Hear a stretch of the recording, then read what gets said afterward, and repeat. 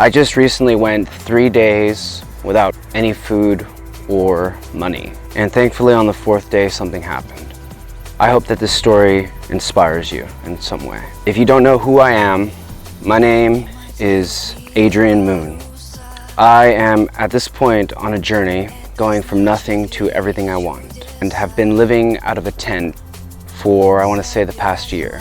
I wanted to share a quick story, just to give an update as to where I am at the moment. And after this recent experience, I am now dedicating this channel to the homeless. This channel is for you.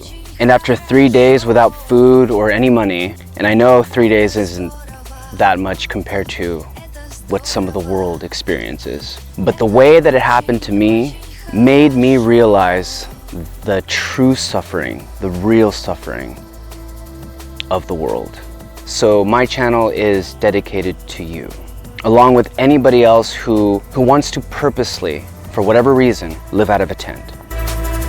So for 3 days and over a full moon, I ran out of money and food.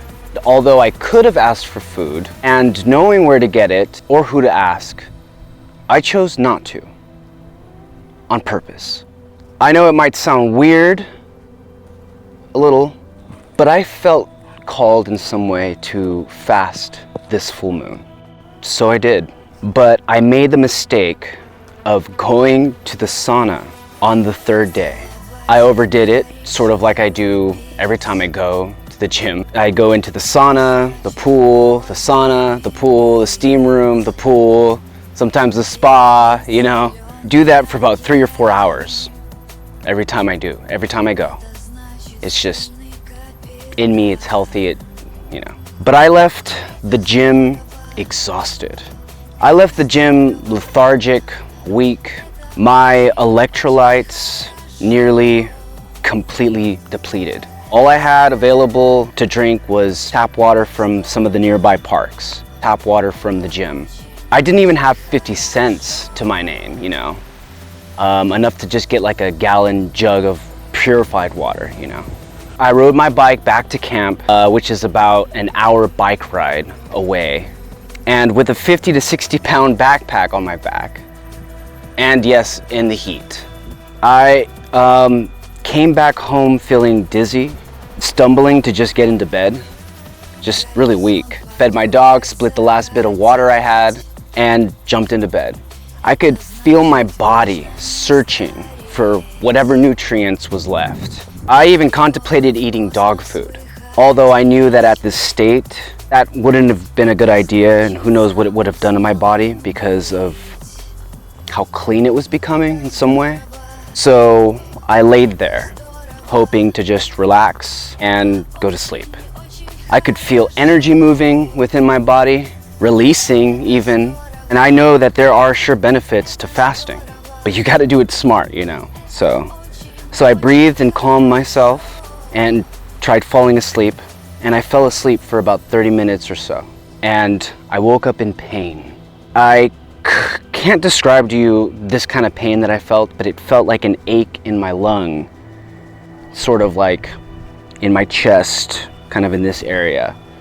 And it felt real tight, and it just hurt in an interesting way. You know, I felt like maybe it was energetic more than it was body related.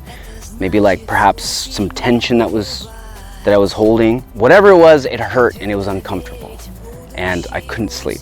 It was about midnight at this point, and it was nearly impossible. I was thinking about even going to the store to ask my friend for some oatmeal, who works there at the store, and that I'd pay her back, you know, but I decided against it.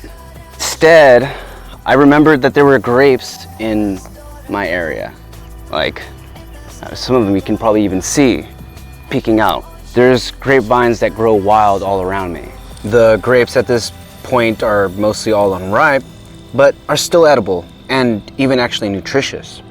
I also had this salt that a friend randomly gave me one day, along with some granola bars and some other little snacks, about a month back. So I go to the nearest grapevine, which is but a few feet away from my tent, and pick a bunch of grapes and smash them with a rock like a tamper. added the salt, and the rest of the water I had left, and made this unripe grape juice. Actually, it was pretty delicious. At least maybe I thought so in that moment, but I think even you would think it would taste pretty good. I thought it was delicious. And not to sound dramatic, but I don't think I would have made it without that juice. At least that's how I felt. I laid down after making a little more, and that pain went away.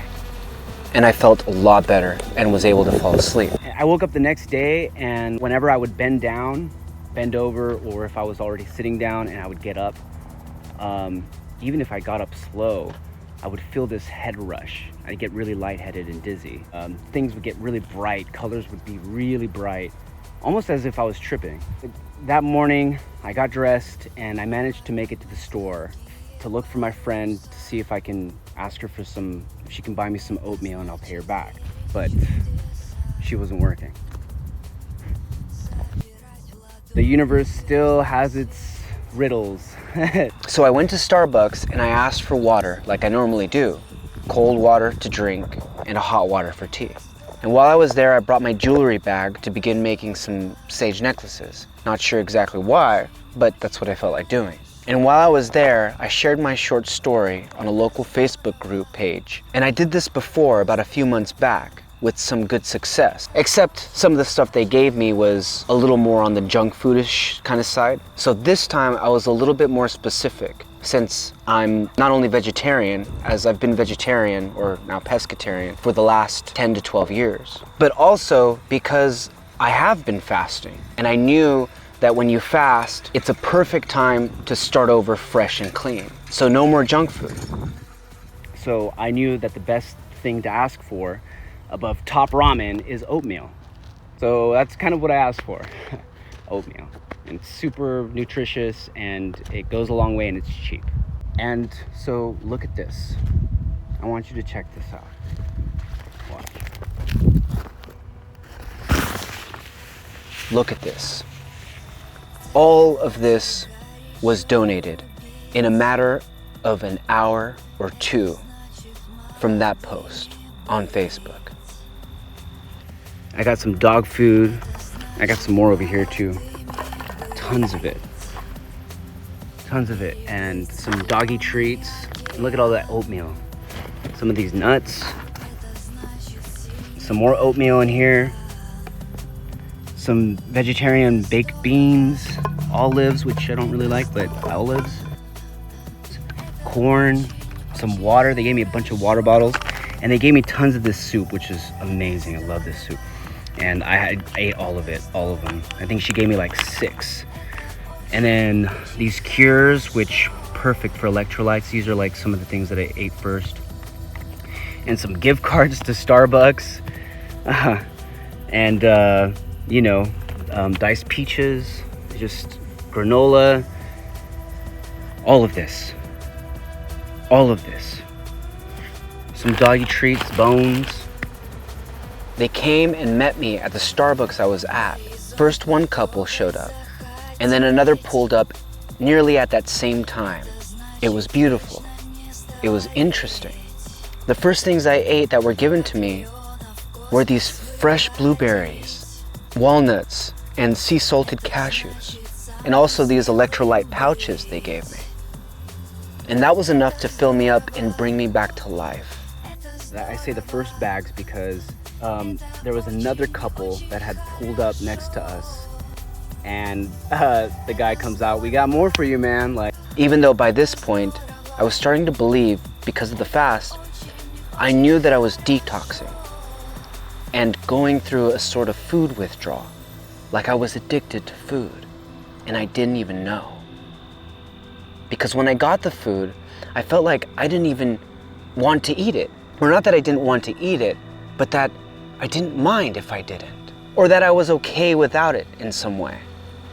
So it's more like now I can choose to eat when I want to eat, not when my body is craving it, which is the most liberating feeling I've ever felt. I was gifted and even thankful for the fast.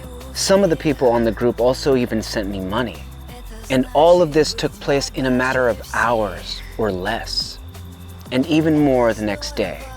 And not only was I gifted, but because I mentioned I'm a photographer, I've also had a few people asking how much I charge for photo shoots. So because of this, I was able to gain some exposure because of this networking, because of this post, because of my friend not being there at the grocery store. And this is what inspired me to do these photo shoots on donation instead of a flat price. Because my work, or our work, of just being human is priceless. I can't put a price on that because I just want to see people happy.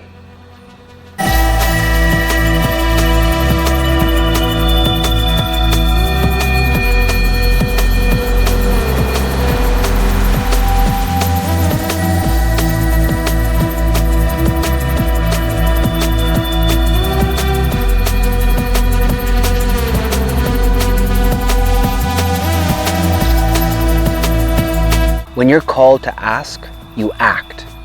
When you're called to give, you give. Because this is what it means to be human. The world is giving, and now I'm giving this channel to you.